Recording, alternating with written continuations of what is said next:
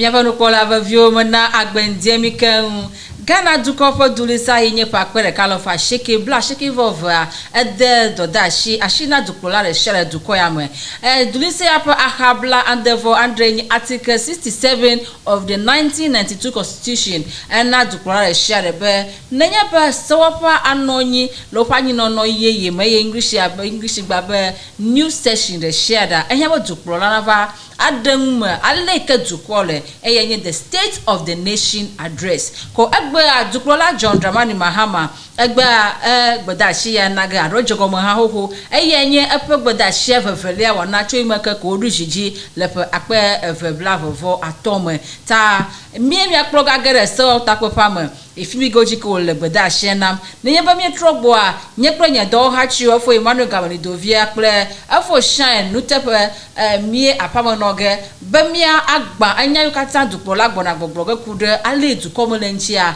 mia agba ame mopopo nyebe awupuga chunye de no nyawo miape ganyawo aleke akpeno no lele dukomo hafi nu yonye dodo yoko ga de to mobe yo akoko tudukodo a ehia bo wa deje shinu yukatata majibe na anomi agbo abe nenyebe duklola ponu nwa miegbo na magbange adru eme anna omonu popo be nu ikede mopom na eye ma duklola agba fa ha sabe ba no polo bi no mi agbo nko nyenye mama ganu ni opo mi ige asedukula pe gboda share atrogbo be mi kata mi avaden gblochomu mi egbo na fifile no mi agbo your seat belts.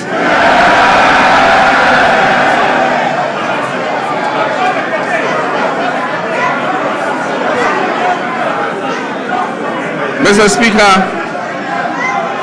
the journey continues.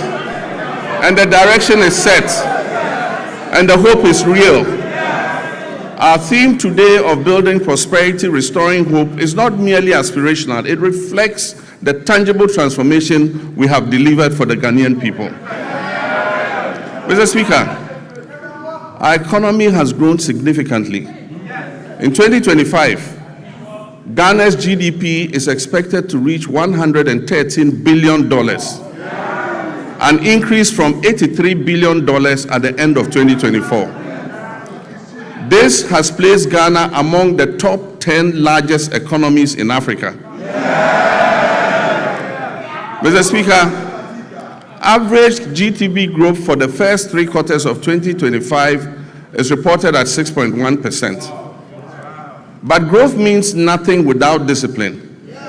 Our primary surplus reached 2.6% of GDP, far exceeding our target of 1.5%. Mr. Speaker, we closed our fiscal deficit at 3.1%, well below the projected 3.8%. Mr. Speaker, this is not prudent governance. It is promise-keeping, and it has benefited households and businesses because we have borrowed less and spent more responsibly. Interest rates have fallen, confidence has returned, private businesses are breathing again. Mr. Speaker, the 19th of December 2022 will go down as one of the darkest days in Ghana's economic history. On that day, Ghana declared its inability to honor its debt obligations. We declared a debt default and placed a moratorium on both domestic and foreign debt repayments. Following this, we entered a protracted and complex debt restructuring process. Ghana's debt became a shackle on our economic progress, dragging our nation down into hardship and despair. Looking at Ghana's restructured debt profile, it is clear that those who negotiated on our behalf were only intent on kicking the can down the road. With the largest debt repayments scheduled, interestingly, between 2025 and 2028. Mr. Speaker, we confronted this crisis with action, not rhetoric. We established sinking funds, we restructured obligations, and we pursued bilateral agreements. Mr. Speaker, the result, public debt fell by 82.1 billion Ghana cedis and took our debt to GDP from 61.8% to 45.3%. Mr. Speaker, this is one of the sharpest reductions of debt in Ghana's history. Mr. Speaker, just this year, after the New Year celebration on January 2nd, when people were still recovering from hangovers, we settled a US 709 million euro bond ahead of schedule. We settled a US dollar 709 million euro bond ahead of schedule, completing the US 1.4 billion in debt service that was meant for 2025. Mr. Speaker, and the world noticed, Fitch, Moody's, and Standard & Poor's all upgraded Ghana's credit ratings, the first triple upgrade in many years. Mr. Speaker, Ghana's credibility is restored. Ghana is rising. The heaviest burden we inherited was the very high inflation rate, which was silently eroding every household's purchasing power. It peaked at 54.1% at the end of 2022, and it declined to 23.5% by the end of 2024. Mr. Speaker, we treated this with urgency. Through fiscal consolidation, currency stabilization, and disciplined monetary policy, inflation fell from 23.5% at the end of 2024 to 3.8%.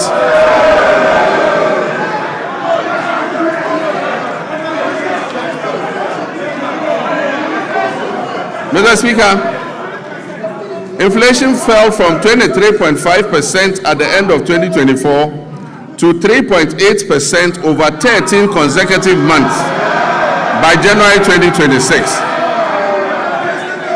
Mr. Speaker, and very interesting, food inflation, which had been the main driver of the upward pressure on inflation, fell by 26.6 percentage points. Inflation for locally produced goods fell by 22.6 percentage points. Mr. Speaker, these are not just statistics. These translate into the reality of a parent being able to put food on the table for their children.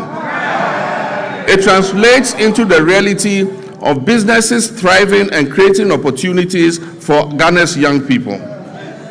Mr. Speaker, petrol prices dropped from 15.2 Ghana cedis to 10.7 cedis per liter.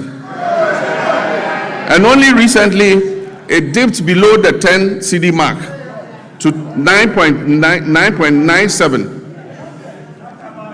Diesel fell from 15.4 to 11.3. And this brought relief to our nation's 3.7 million car owners and the tens of millions of Ghanaians who depend on transport daily. Mr. Speaker, to the interesting part, exchange rate volatility has long been at the heart of hardship in Ghanaian households. We made currency stability a priority, and Mr. Speaker, we have delivered. Mr. Speaker, we did not arrest the dollar. We strengthened the cedi to put up a good fight against the other currencies.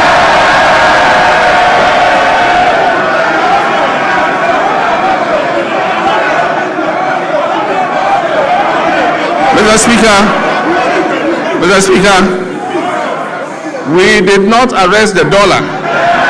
We strengthened the cedi to put up a good fight against the other currencies.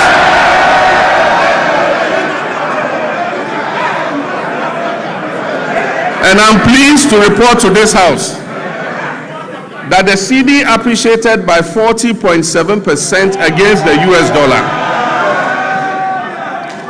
and by 30.9% against the British pound and by 24% against the euro. Mr. Speaker, Ghana's economic turnaround is broad-based and comprehensive. All sectors of the Ghanaian economy have witnessed remarkable improvement in our first year in office. And most importantly, Ghana's economy has surpassed the 100 billion mark for the first time. And as I said, it is projected to place Ghana among the top 10 largest economies in Africa. Mr. Speaker, our reserves currently stand at $13.8 billion from $8.9 billion at the end of 2024. This covers 5.7 months of import. A key driver of this development has been the establishment of the Ghana Gold Board. By formalizing gold exports, we have reduced smuggling, we have increased recorded exports in the artisanal and small-scale mining sector from 63.6 tons to 103 tons. And we've channeled that foreign exchange into our economy. Mr. Speaker, when the cedi stabilizes, imported inflation falls, businesses can plan better, and household incomes improve. Mr. Speaker, as global uncertainty grows, it is necessary for us to reduce our country's exposure to external shocks, break the cycle of economic downturns, and safeguard our macroeconomic stability. Just last Wednesday, 25th February 2026, the Minister for Finance presented the Ghana Accelerated National Reserve Accumulation Policy to this House. Mr. Speaker, this policy seeks to strengthen our country's external resilience by increasing our international reserves to 15 months of import cover by the end of 2028, supporting long-term structural transformation while safeguarding macroeconomic stability. Mr. Speaker, it is forecast that gold prices will remain high over the next 3 years.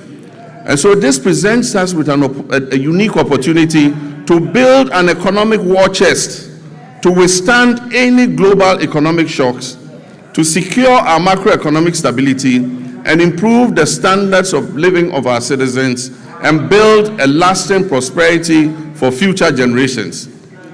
This is what the GANRAP policy seeks to achieve. Mr. Speaker, we abolished nuisance taxes that were levied on Ghanaians between 2017 and 2024. These included the e-levy, the betting tax, the emission tax, the COVID levy, and so forth. Mr. Speaker, we have reformed VAT comprehensively.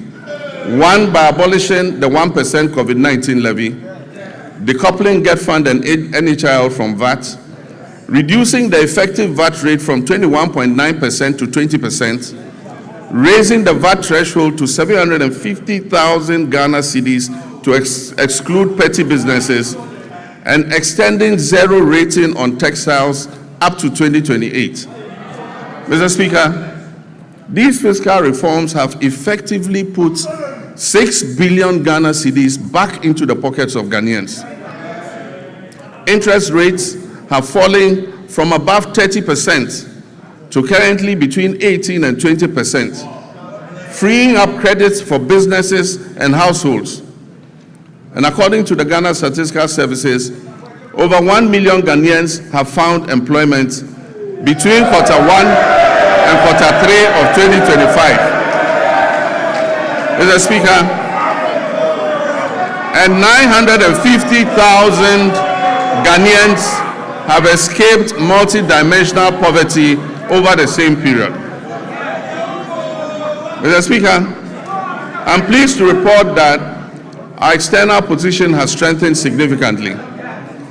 By December 2025, our current account recorded a surplus of 9.1 billion, representing 8.1% of our GDP. This is a remarkable increase from 1.5 billion or 1.8% of GDP in 2024.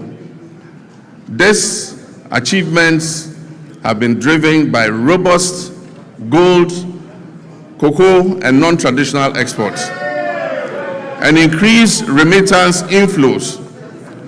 This improvement demonstrates that our economy is gaining strength and resilience again on the global stage. We've moved decisively from planning to action on our flagship 24-hour economy and accelerated export development program.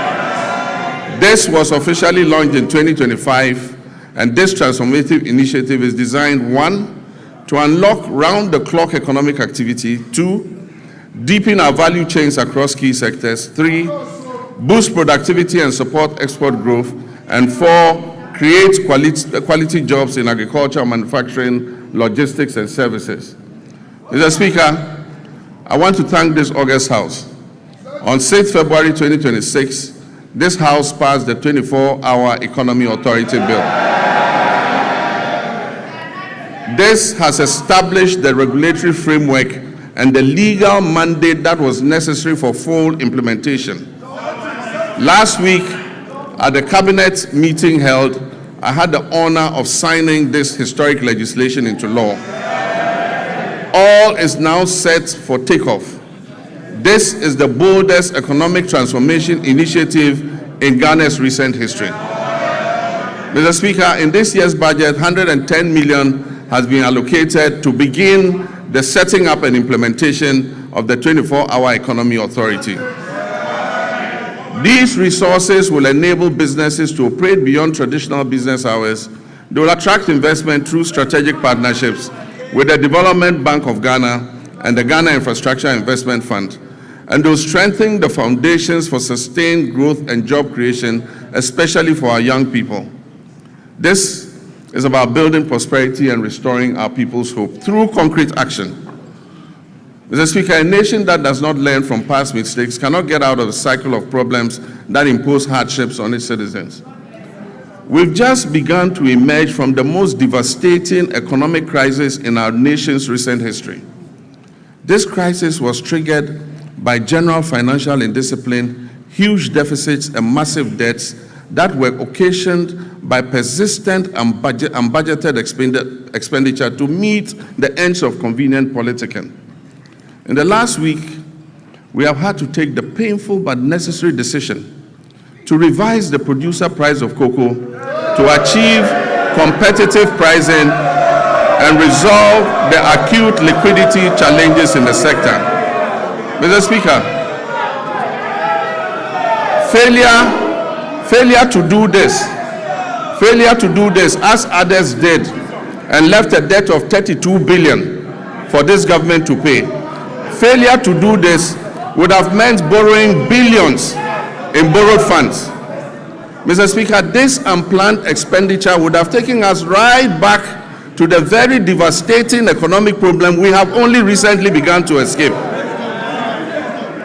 So, Mr. Speaker, while fully understanding the concerns and protests of our farmers, I can firmly assure them that the reforms announced by government will see a total transformation of the cocoa sector.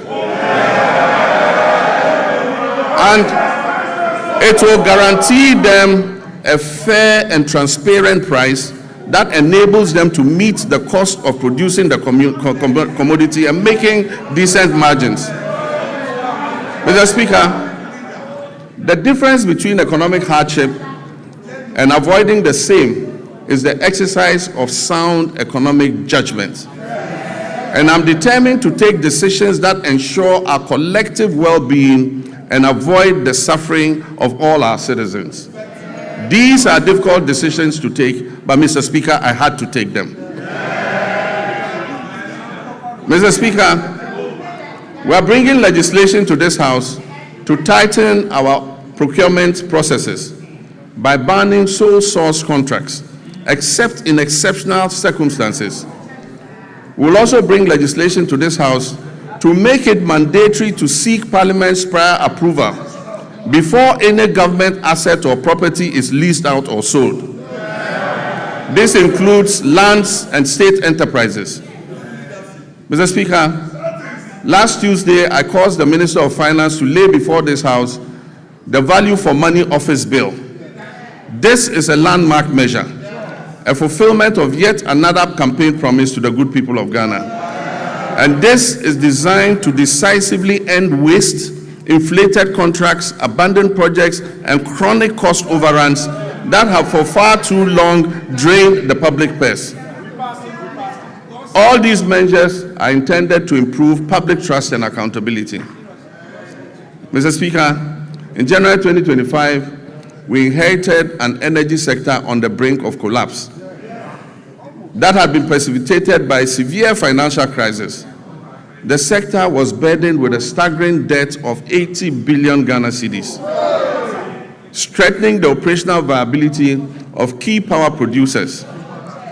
The 500 million World Bank partial risk guarantee, a critical risk mitigation instrument that was established in 2015 during my first term to safeguard the nearly 8 billion of private sector investment that was put into the offshore Cape Trade Points field, had been fully drawn down and exhausted due to prolonged non-payment for gas consumed. Mr. Speaker, at the distribution level, the Electricity Company of Ghana was plagued by high commercial and technical losses, collecting only 62% of the energy it purchased from generators and declaring less than 50% of its collection into the cash waterfall mechanism. Mr. Speaker, the result was severe liquidity shortfalls and power challenges throughout 2024. In the petroleum sector, years of policy inconsistency, regulatory inefficiencies, a lack of transparency, prolonged licensing processes, and unresolved legal disputes over field unitization had eroded investor confidence. Consequently, crude oil production declined by approximately 32% between 2019 and 2024. It fell from 71.4 million barrels per day to 48.2 million barrels. Mr. Speaker, I'm pleased to announce that as of December 31st, 2025, government has fully repaid and restored the entire 500 million World Bank guarantee, including interest. This has reinstated the facility in full and reaffirmed Ghana's standing as a credible and reliable partner on the global stage. Mr. Speaker, I can also announce that we are paying for every gas we are consuming today. In addition, between January and December 2025, through carefully coordinated policy actions, the government settled all outstanding gas invoices that were owed to ENI and Vitol, amounting to approximately $500 million. And so Ghana is now fully up to date with its gas consumption obligations to the Sankofa partners.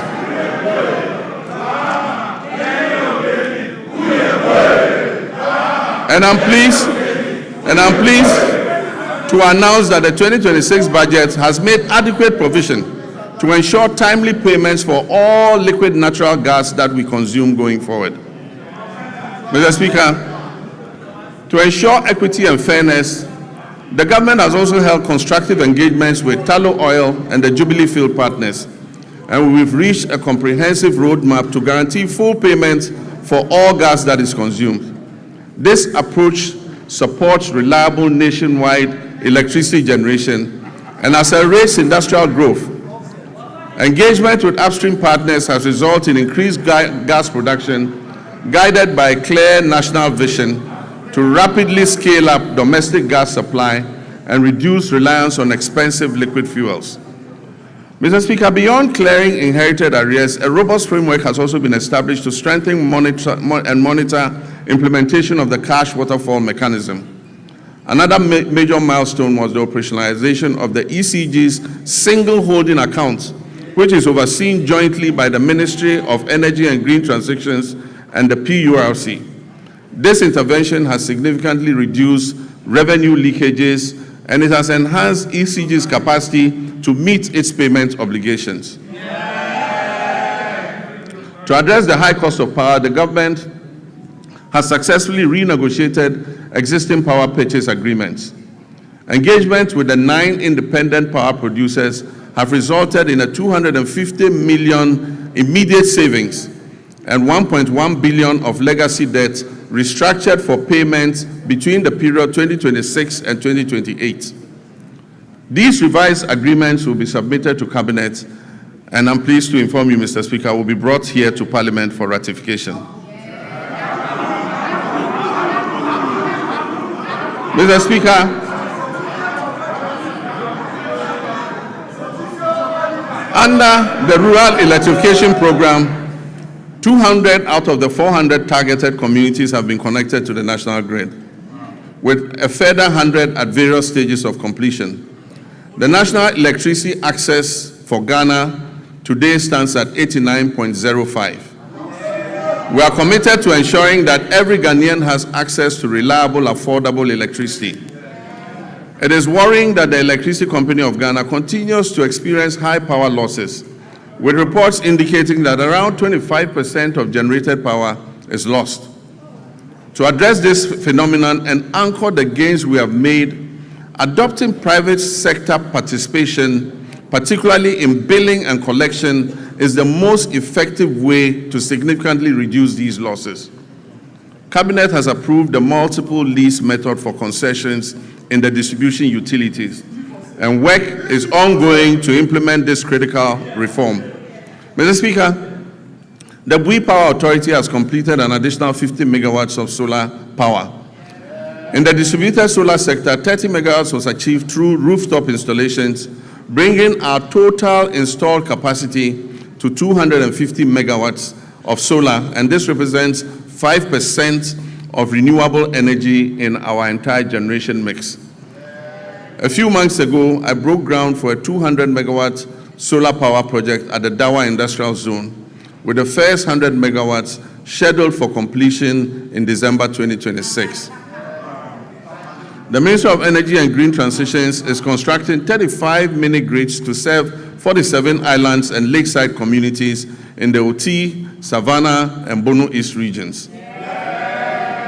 The ministry will also supply 12,000 new smart net meters from the end of the first quarter of this year, 2026. And under the off-grid solar home system for public institutions, delivery of materials for the first phase of 350 systems has commenced. It means that public institutions are going to be fitted with solar to reduce their power consumption. Mr. Speaker, as part of the last mile electrification effort to achieve 99.98% universal access by 2030, the ministry has mainstreamed mini-grids into the national electrification scheme.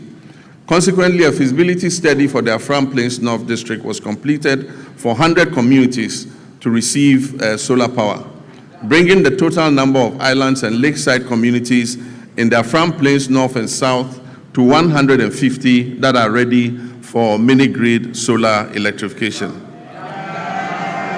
I'm pleased to announce that the African Development Bank has committed to providing $100 million to fund the construction of renewable energy-based mini-grids for these communities. Mr. Speaker, we've signed a memorandum of understanding with the Jubilee and Tenfield partners to commit another $2 billion to additional investment in the Jubilee field. This will include drilling up to 20 new wells, the first wells being drilled in more than 9 years.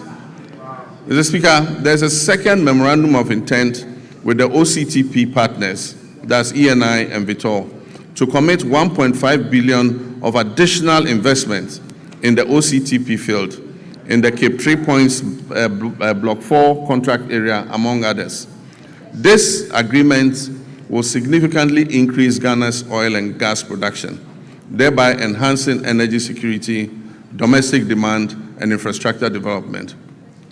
Mr. Speaker, we are on course to revitalize the Ghana Cylinder Manufacturing Company through a strategic partnership with the National Petroleum Authority, Ghana Gas, and the Ghana Commercial Bank. This will boost production, ensure a steady supply of safe LPG cylinders, and strengthen local manufacturing. Mr. Speaker, I'm also pleased to announce to you that Tema Oil Refinery is back.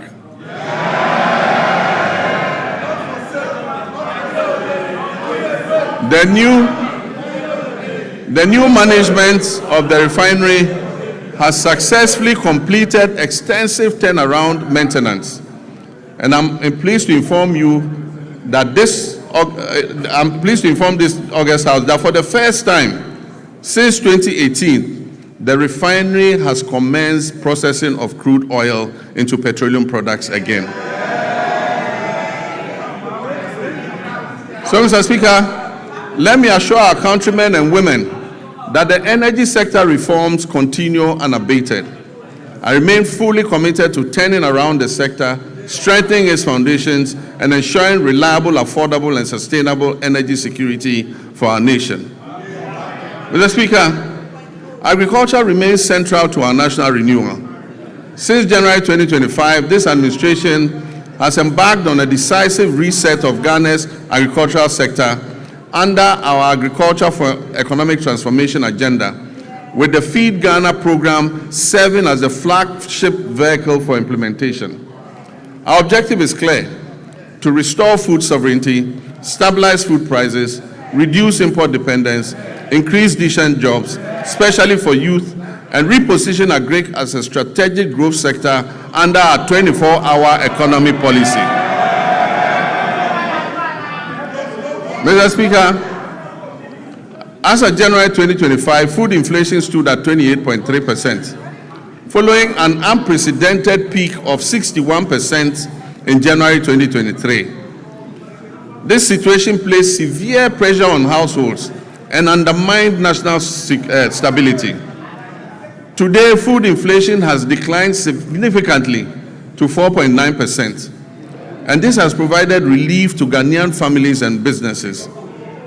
Mr. Speaker, this year we have committed 300 million Ghana cedis to the National Food Buffer Stock Company to mop up excess produce, to stabilize prices, and build a strategic national food buffer against emergencies, marking the first time Ghana has deliberately built a food reserve for national resilience. Over 413 institutions, from basic schools through to tertiary institutions, have been registered and are actively participating in the Feed Ghana program. Institutional farming is currently being undertaken by the Ghana Armed Forces, the Ghana Prison Service, the National Service Authority, basic and second cycle schools, public universities, and faith-based organizations, including churches and mosques. A key pillar of the Feed Ghana program is the home gardening initiative. Across the country, families are being encouraged to grow vegetables at home and in their communities to reduce food expenditure, improve household nutrition, and enhance food availability. The Feed Ghana program is also firmly anchored on irrigation for wealth creation. Government is deliberately shifting our agriculture from rain-fed dependence to irrigation-based farming to support year-round production and also strengthen our climate resilience. And so over the past months, processes have begun for the following interventions: the construction of 2 new mega dams, the rehabilitation of 8 existing irrigation dams, and the construction of 250 solar-powered boreholes for farming communities and schools across the Northern Belt and Brong-Ahafo regions. In addition, major irrigation schemes, including the Via, Weta, Tanoso, Bong, Ashaman, and Aveime, are undergoing rehabilitation, while new inland valleys covering over 1,300 hectares are being developed to expand rice production. Under the Global Agriculture and Food Security Program, we've launched a 20 million agro-input distribution project to strengthen food and nutrition security across the Northern Savannah Ecological Zone. This project is being implemented in 12 districts across 6 regions, with a target of 50,000 farming households, including 30,000 women and youth. It will support the production of key staples such as maize, rice, soya bean, cowpea, granules, while promoting year-round vegetable cultivation through solar-powered micro-irrigation schemes for farmers groups and selected schools. The project is also supporting backyard and commercial poultry production, as well as the distribution of fertilizer and certified seeds to participating districts. This will help strengthen the poultry value chain, We're working to fulfill the promise of establishing farmer service centers across the country to modernize agriculture. Procurement processes are underway for a total of 660 tractors, 400 combine harvesters, and other agricultural equipment and implements. The first 11 farmer service centers will begin construction this year and will provide affordable access to land preparation, harvesting, storage, input supply, extension services, and equipment leasing, especially for smallholder farmers. Mr. Speaker, in the next 2 weeks, I'm going to cut salt for the first farmer service center in the Afram Plains. Mr. Speaker, agricultural extension remains the backbone of productivity, and to address the current gap between farmers and extension officers, 540 motorbikes have been procured to improve extension coverage. 150 of those bikes have already been distributed, and we're employing 400 Feed Ghana district coordinators nationwide, while 10,000 young Ghanaians are being enrolled under a 4-year national service agripreneurial program with annual absorption into permanent employment. So far, 3,000 youth have been posted by the National Service Authority under the Agripreneur program. This intervention is strengthening frontline service delivery and creating employment opportunities for young people. We're also placing farmer cooperatives at the center of our agricultural transformation plan. As of October 2025, 70,000 community commodity-focused farmers cooperatives had been established nationwide. And they are serving as platforms to access inputs, mechanization services, climate advisories, aggregation, and fair market negotiation. Government is actively linking farmers to agro-industrial investments to stabilize prices, create jobs, and accelerate Ghana's journey towards food security.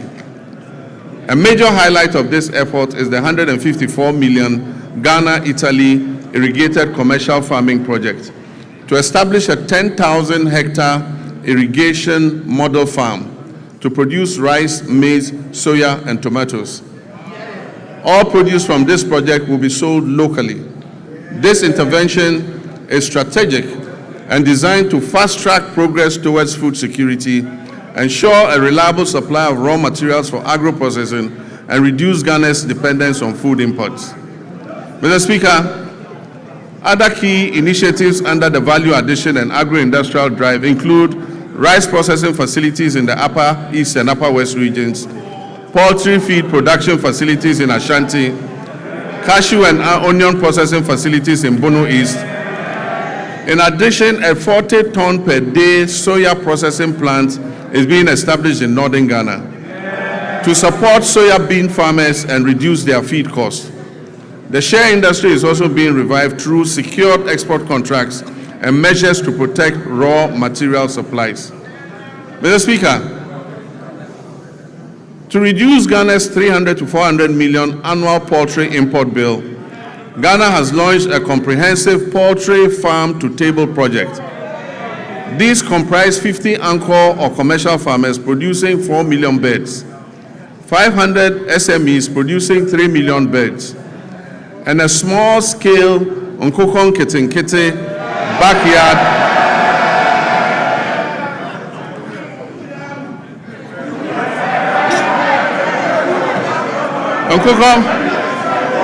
and a small-scale Nkokon Kitinkiti backyard poultry program that is targeting 3 million birds nationwide, with emphasis on women and young children.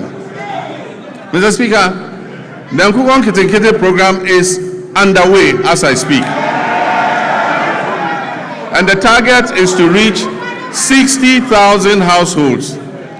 Even before I launched the Nkokon Kitinkiti program, 720 beds had been distributed during the pilot phase to 13,000 farmers in 12 districts. I recently opened a poultry processing factory in Bichim to support expected production growth in the poultry sector. Mr. Speaker, education is important, and it remains pivotal to our national transformation agenda. In this regard, The year 2025 was both eventful and momentous for Ghana's education sector. I'm pleased to report that all the flagship initiatives and commitments that were contained in our Reset Agenda Manifesto have been faithfully honored during the year under review. The No Fee Stress initiative was successfully launched in Koforidua, and as I speak has benefited over 152,000 young people, first-year students in public tertiary universities. The number of beneficiaries this year is projected to reach 220,000 first-year students. In collaboration with the Student Loan Trust Fund, I have good news for law students. Law students in Ghana will also be now able to access the student loan scheme to pursue their legal education. Mr. Speaker, the free tertiary education policy for persons with disability has also been launched and is now fully benefiting all eligible persons with disabilities enrolled in our tertiary institutions nationwide. Mr. Speaker, the 2025 academic year saw a stable, uninterrupted supply of quality food to all our schools under the free senior high school program. Mr. Speaker, to further deepen coordination, accountability, and effectiveness in the education sector, this Honorable House passed several important pieces of legislation. These include: 1, the Kwame Nkrumah University of Science and Technology Bill 2025, the Ghana Scholarships Authority Bill 2025, the Change of University Names Bill 2025, the University for Development Studies Bill 2025, and the Ghana Education Trust Fund Bill 2025. To enhance private sector participation in the tertiary education sector, new legislation will be introduced in this House to ease regulatory bottlenecks and remove the requirement to charter, making it optional. Mr. Speaker, basic education remains the critical entry point into our education system. It is at this level that children acquire foundational literacy, numeracy, critical thinking, and problem-solving skills, upon which all future learning depends. Government understands the importance of the basic sector and is therefore undertaking a major policy shift to rebalance our education investments in favor of basic education. As part of this shift, the standards-based curriculum for kindergarten to primary 6 is currently under review to incorporate robotics, coding, and the responsible integration of generative artificial intelligence. Additionally, as part of the ongoing curriculum review, artificial intelligence education will be introduced at an age appropriate and developmentally sensitive, with a strong emphasis on ethical use, digital responsibility, critical thinking, and human values. Mr. Speaker, in response to the persisting challenge of schools under trees, this government has programmed a bold and decisive intervention for the 2026 financial year. This includes the construction of 200 kindergarten blocks, 200 new primary school blocks, 200 new junior high schools nationwide. And I'm further pleased to inform this House adequate allocation has been done in the 2026 budget. I'm further pleased to inform this House that the government has fully cleared all outstanding capitation grant arrears owed to the public basic schools, as well as clearing all outstanding arrears of BEC exam registration subsidies due to the West African Exams Council. For previous years, the legacy debts to West African Examinations Council have all been cleared. Mr. Speaker, education for learners with special needs is not only a moral right, but also a sound, pragmatic investment. And it promotes equity and strengthens social cohesion. In recognition of this, the amended Get Fund Act has established a dedicated, sustainable funding framework to implement free education for learners with special needs, beginning in the 2026 academic year. Government has also increased the daily feeding grant for students in public special schools from 8 cedis per day to 15 cedis per day.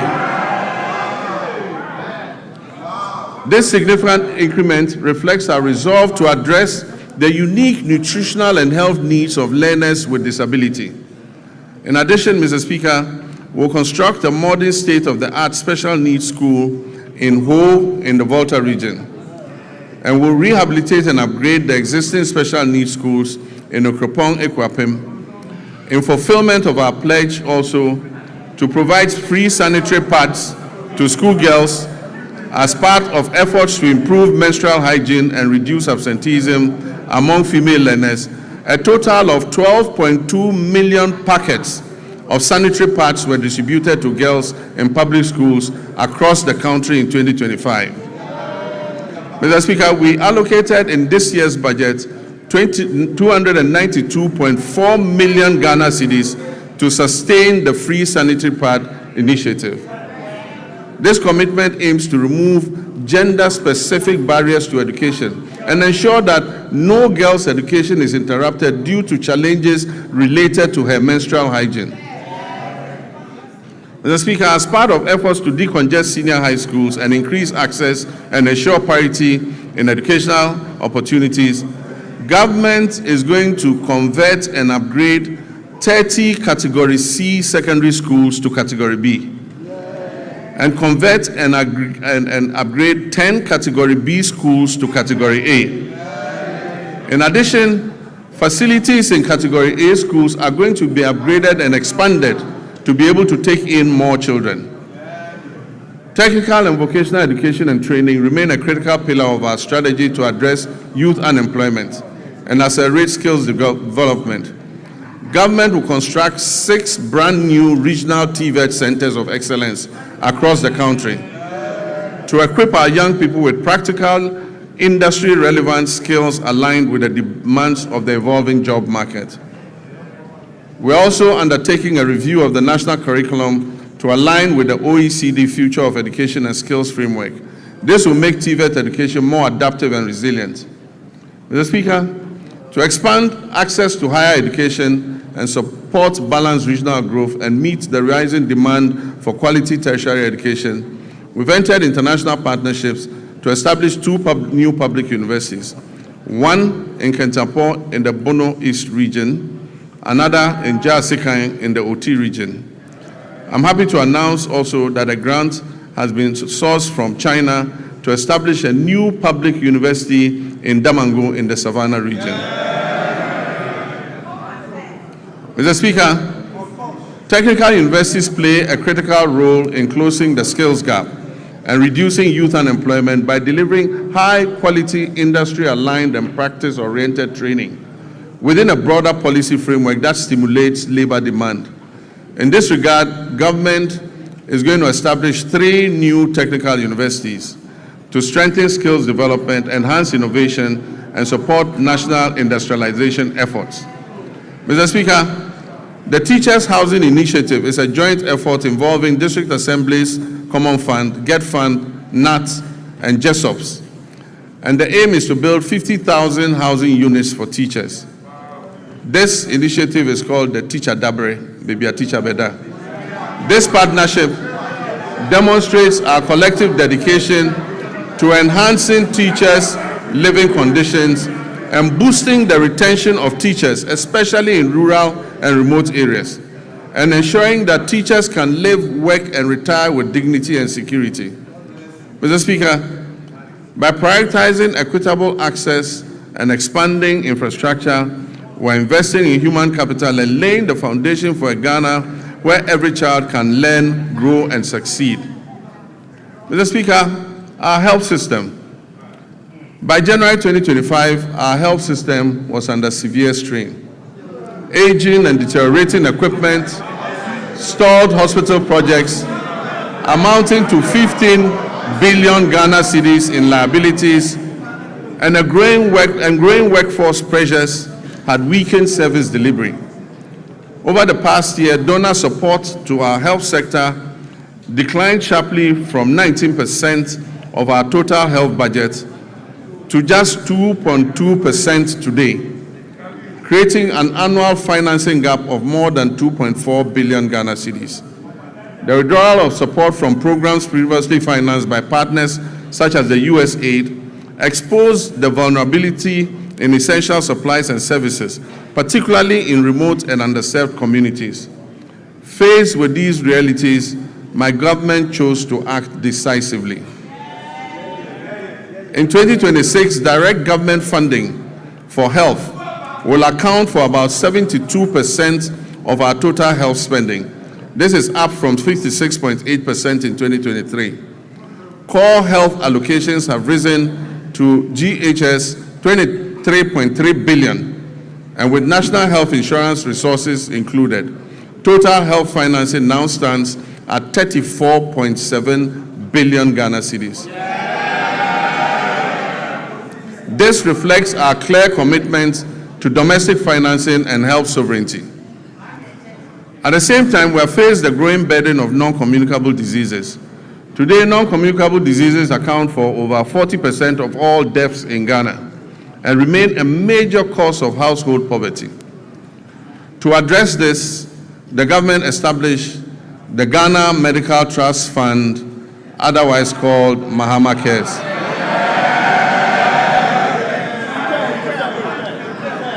Mr. Speaker, this is the first nationwide financing mechanism dedicated to chronic and non-communicable diseases. Mr. Speaker, the National Health Insurance Levy has been uncapped. Claims payments are now timely, with facilities no longer waiting more than 6 months as happened in the past for payment to be made. We're also finalizing measures to increase provider tariffs by over 100% to reflect the realistic cost of health treatment. As a result of the increased trust, NHIS enrollment has risen from 57% at the start of 2025 to 66% today. Mr. Speaker, Ghana's health workforce density has risen from 16.6% per 10,000 people in 2025 to nearly 42 per 10,000 today, while public sector health employment has doubled to approximately 200,000 workers. And yet, significant challenges remain. At the beginning of 2025, when we took over, 103,000 trained health workers were still awaiting placement, employment, or enrollment onto the payroll. Over the past year, 13,500 nurses and midwives, along with hundreds of doctors and pharmacists, have been absorbed into the public payroll. Nursing trainee allowances have been regularized and restored. Application fees have been reduced, and the no-fee stress initiative introduced to ease access to training has been extended. Service conditions are being implemented to boost morale and retention.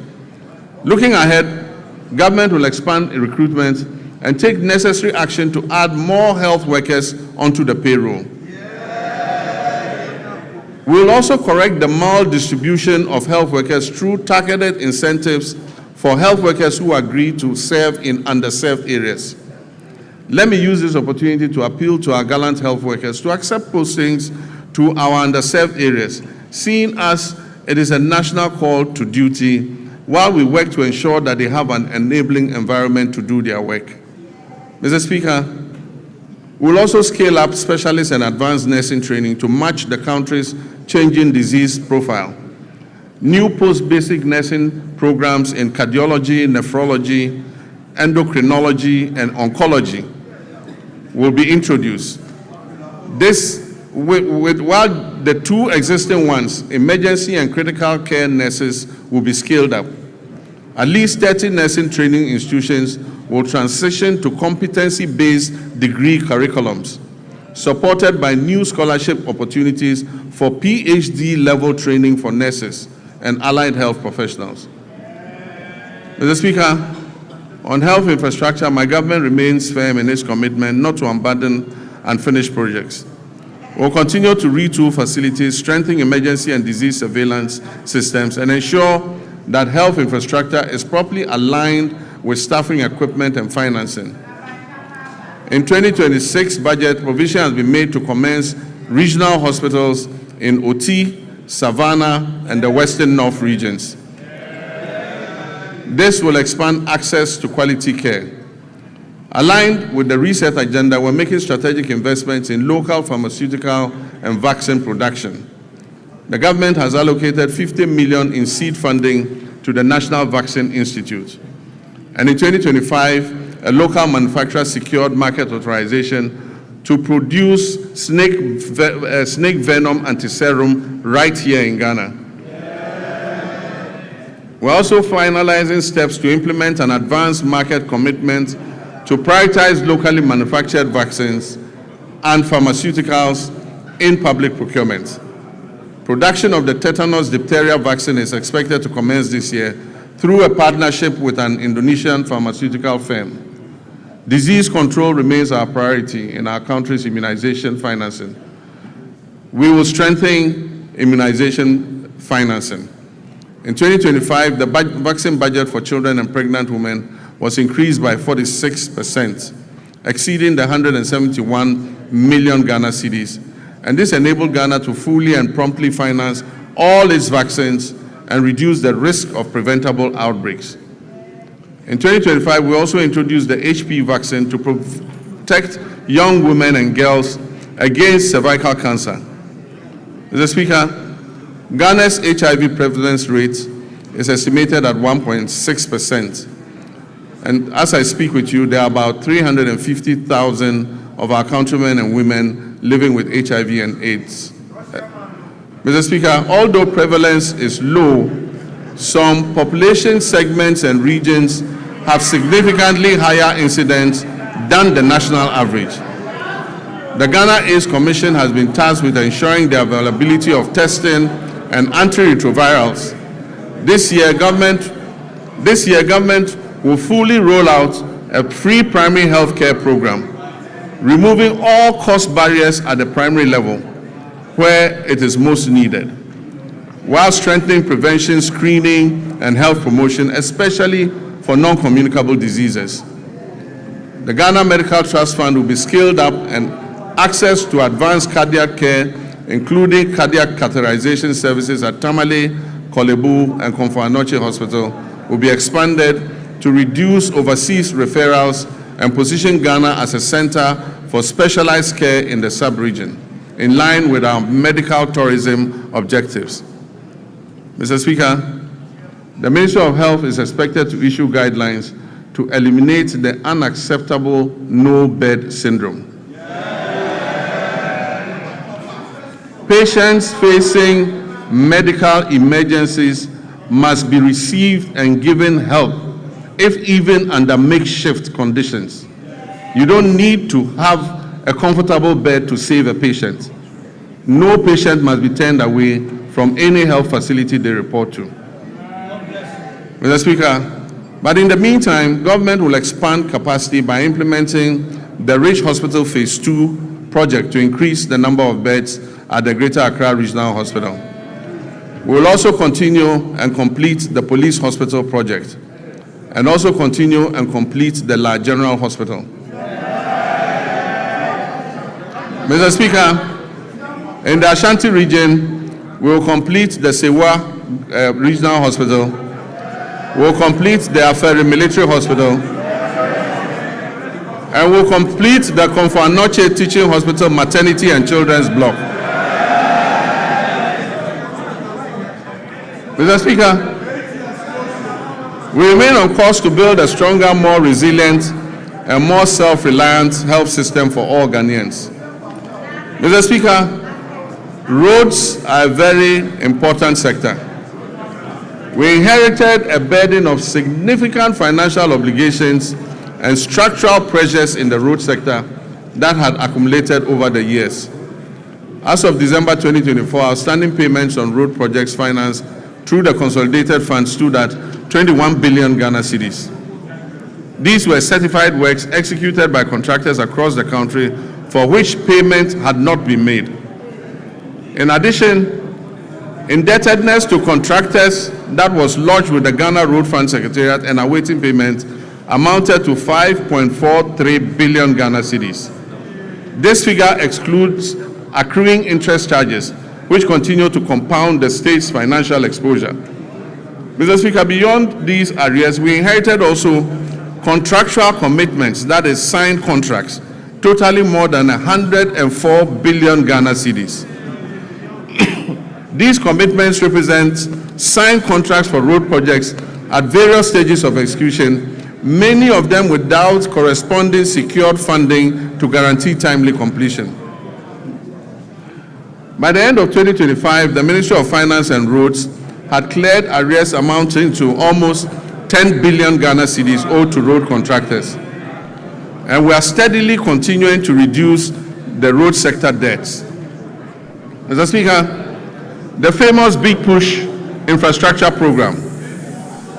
This is my vision for a national infrastructure drive to restore critical national infrastructure.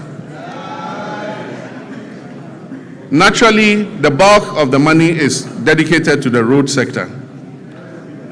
We want to open economic corridors, create jobs, and reduce the cost of doing business.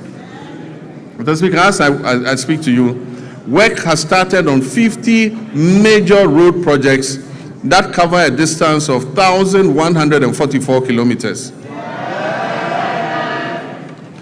The total estimated cost of these projects is 50 billion Ghana cedis. Meanwhile, government is also completing 23 projects that were awarded by the previous administration but were not paid for. These projects amount to another 573 kilometers and are estimated to cost 15 billion cedis. So if you add that to the 1,500, it means about 2,000 kilometers of roads are currently undergoing rehabilitation as I speak. This is the biggest major investment in our road sector in the history of Ghana.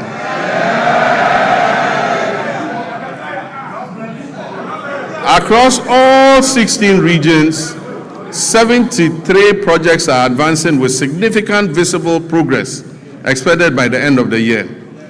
Some of these include Tepamaban-Goso, the Kumasi Bypass Road, Swami Interchange and Local Roads, Sunyani Outer Ring Road, Sampa Jinijini Road, Techima Nkonsia Winchi Road, dualization of Winneba Cape Coast Road, Kwau Tafo Adosu Road, Dodowa Afienya Dawenya, Bintiri Nakwanduri, Tamale Outer Ring Road, Wenchi Sola, Sola Wa, Bole Chache, Bole Town Roads, Navrongo Tumu, Tumu Han Lora, Atimpoku Ho, Ho Denu, dualization of Accra Aflao, dualization of Cape Coast Akrade, Dadieso Akontombra, to name just a few.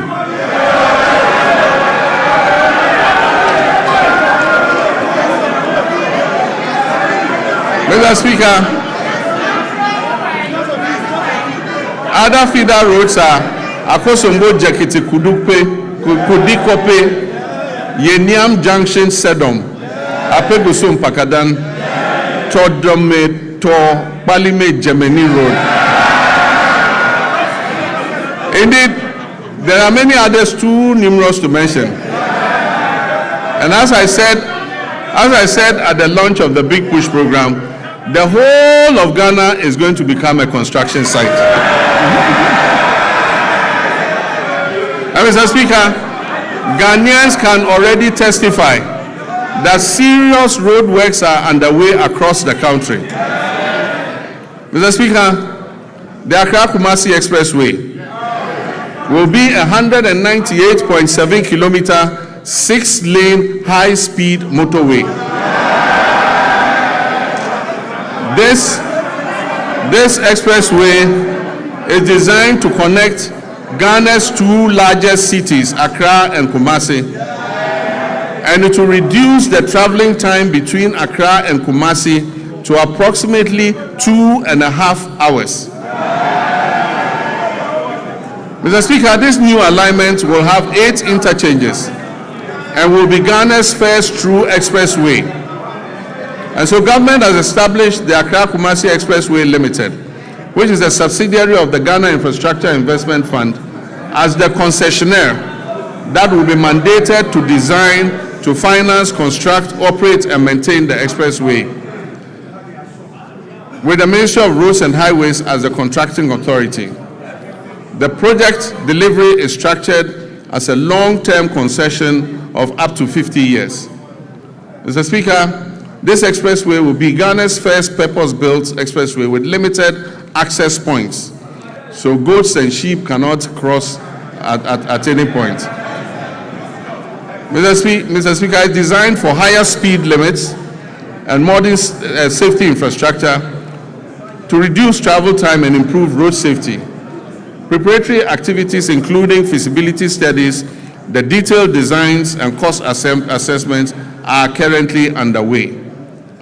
This major road construction work aims to improve mobility, safety, and trade while connecting communities to markets and essential services. Mr. Speaker, the Eastern Corridor. We aim to complete all unfinished segments of the Eastern Corridor Road by the end of 2027. Mr. Speaker, we'll continue and complete the 27.7 Accra-Temamoto Way and Extension Project. And this includes reconstructing the Accra-Temamoto Way into a 4-lane expressway with 3-lane service roads in both directions, and interchanges at Ashaman. Where you have the Ashaman underbridge, it will now be an interchange. There will be another interchange at Community 18 and Teshi Link. Mr. Speaker, it also involves remodeling the Tetekwashi interchange. Construction works are ongoing and progress is at 32%. Mr. Speaker, other important projects include the Kumasi Inner Ring Road, the Volivo Bridge over the Southern Volta River, the Dambai Bridge over the River Oti, and the Adoso Bridge over the River Afram at Eche Amanfrom. Mr. Speaker, the Ministry of Roads has received cabinet approval to reintroduce road tolls on our roads and our bridges. Mr. Speaker, this time using advanced technology to improve efficiency, transparency, and avoid leakages in revenue generation. Preparatory work is underway to ensure the reintroduction of tolling operations this year. Mr. Speaker, there is no doubt that an effective and efficient transport system is integral to any economic development plan. So to improve public transport services in the country, government is supporting Intercity SCC Coaches Limited, Metro Mass Transit Limited, and the private road transport operators to renew their fleets. Currently, a total of 300 buses have been procured to improve road transport. The initial batch of 100 buses is scheduled to arrive in the country by the end of the first quarter of this year. Mr. Speaker, in fulfillment of my pledge to re-establish a national airline, a 10-member task force established to oversee this initiative has submitted a business model and operational framework to guide the selection of a strategic partner for the new national airline. And this new national airline will take off soon, inshallah. Mr. Speaker, passenger traffic handled by the Ghana Airports Company increased to 3.625 million passengers in 2025. This was an increase from 3.4 million in 2024. In response to the rising passenger traffic and congestion at the Accra International Airport's new Terminal 3, we are remodeling Terminal 2 into a dual-purpose facility to serve both domestic and international flights.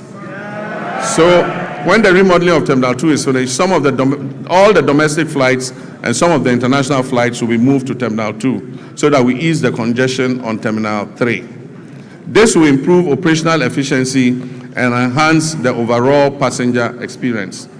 Mr. Speaker, Accra's Terminal 3 remains amongst the best in Africa. A new concourse will link Terminal 2 and Terminal 3 so that passengers arriving in Terminal 2 and having to move to Terminal 3 won't have to come out and walk. They'll go through the concourse. Mr. Speaker, Terminal 3 is going to be supported by a new 7-story floor car park. It will also have an airport hotel and retail amenities to service the passengers. Mr. Speaker, runway expansion and overlay is currently being undertaken to strengthen the Accra International Airport's runway. Mr. Speaker, we will also begin work on new regional airports in Sunyani, in Bolgatanga, and Wa. In Sunyani, the current location of the airport is not appropriate to extend the runway, and so we have to move and build a new airport at a different location. Bolgatanga, the site has been acquired and work will commence. Wa also, we have to move the airport from where it is because it almost intersects the road and the airport slopes upwards, making it inappropriate for air travel. Mr. Speaker, we are also reverting the airport in Accra, the international airport in Accra, to its original name, the Accra International Airport. Even though NLC Decree 129 was passed, no effort or nothing was done to effect the clause in the decree that said that the airport should be renamed after Kotoka. So in all international records in ICAO and IATA, that airport in Accra, the international airport, remains named Accra International Airport. Mr. Speaker, we are working to fully operationalize the Tema and Pakadang rail line to maximize passenger and freight traffic between Tema and the north using the Volta Lake waterway. The Western and Eastern railway lines will continue to be modernized in partnership with the private sector. These projects are aimed to support the efficient transport of container and bulk cargo to and from our ports, as well as to facilitate the efficient haulage of minerals from mines in Usuta, Awaso, and Yinehing to the Takoradi port, while also providing passenger transport along the respective rail corridors. Mr. Speaker, as part of the 24-hour economy initiative, a new 24-hour operation has started at Tema Port, allowing access to port services around the clock. This development enables importers to clear their goods at any time, significantly easing congestion at the terminals like the transit terminals, the reefer terminal, and the Golden Jubilee terminal. The initiative brings together customs, banking, and other relevant agencies to enhance efficiency, low transaction costs, and boost Ghana's competitiveness as a major trade hub. Cabinet has reviewed the designs and feasibility study for the Keita Port and directed the Ghana Ports and Harbours Authority to present an action plan and a roadmap for the realization of the project at the earliest possible time.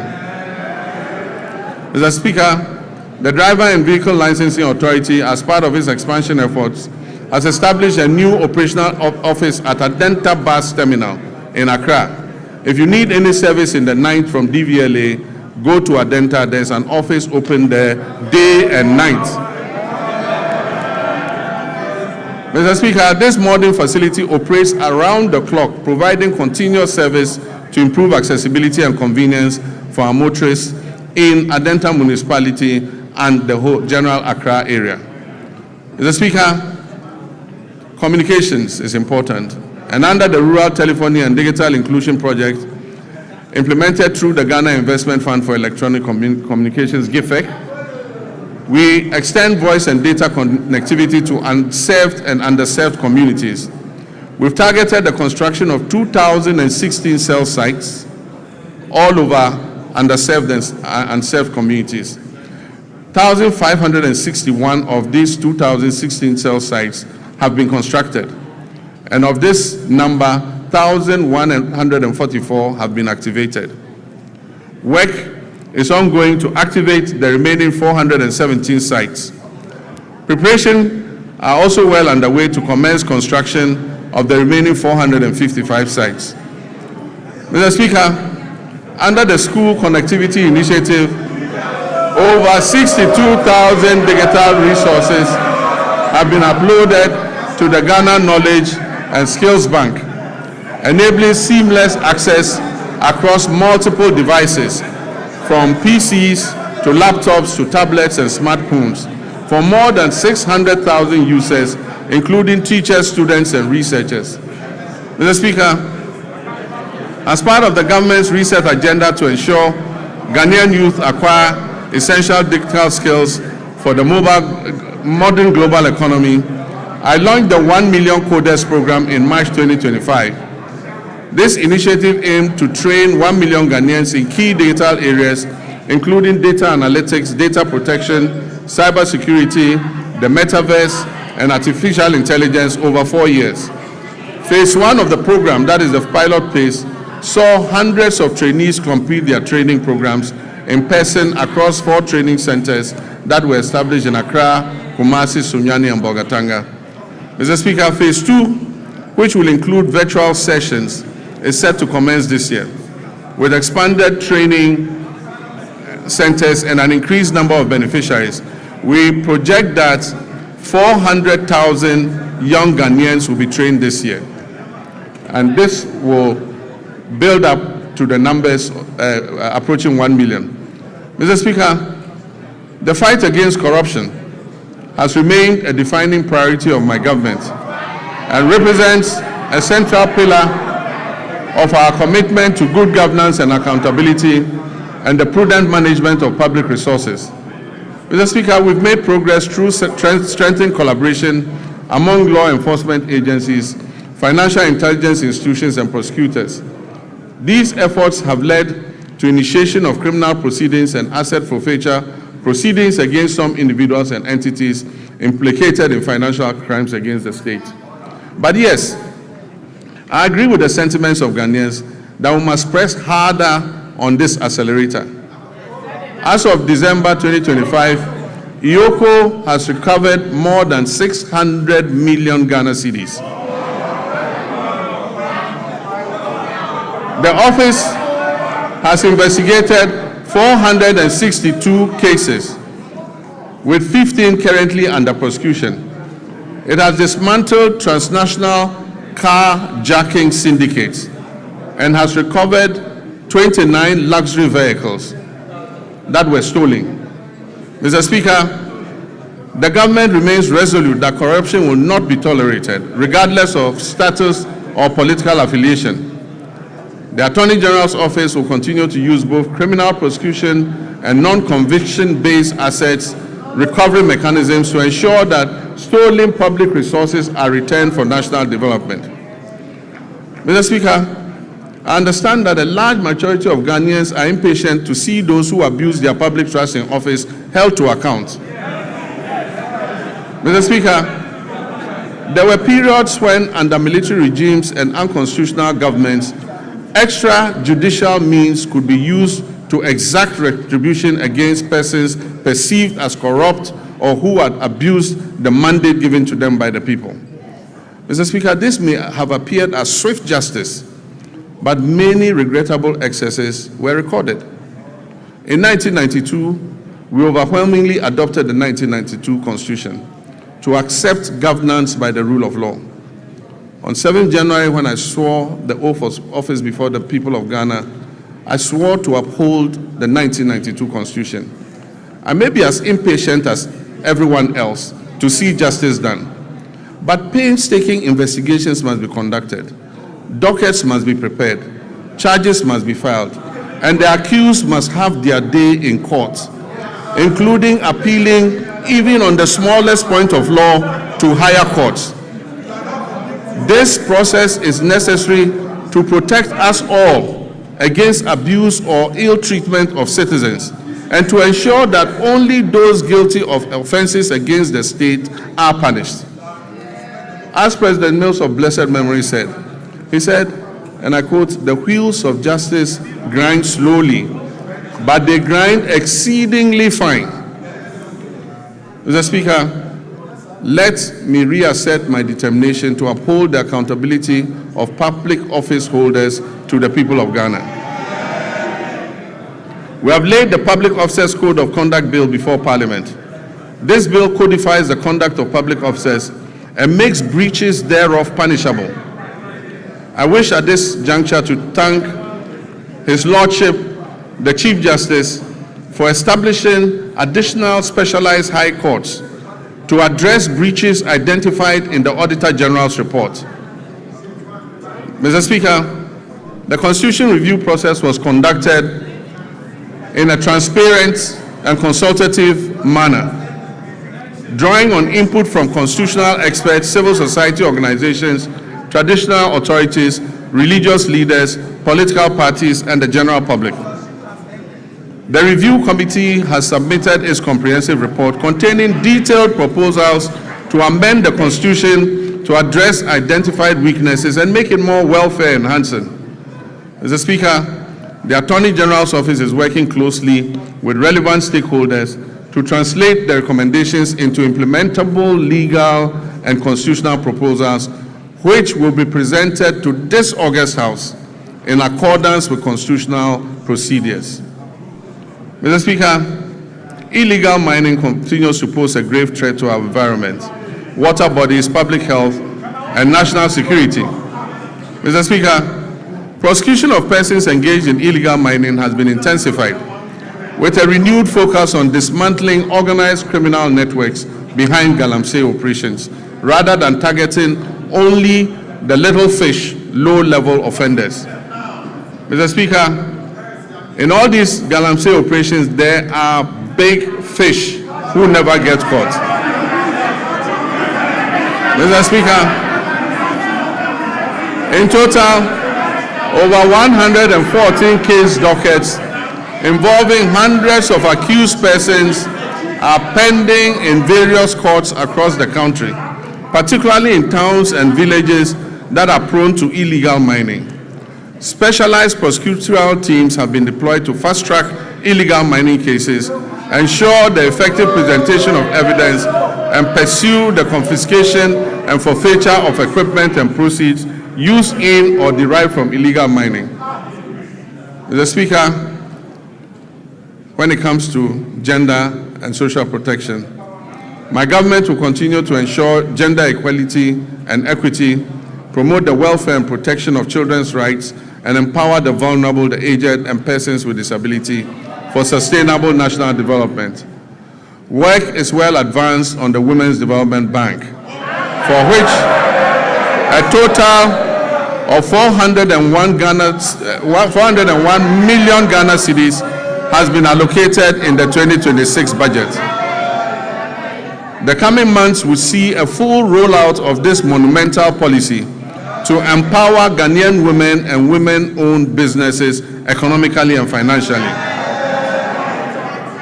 Mr. Speaker, the Ministry of Gender and Social Protection has successfully honored all legacy leave payment cycles for 2025 and before, reaching 1.5 million people.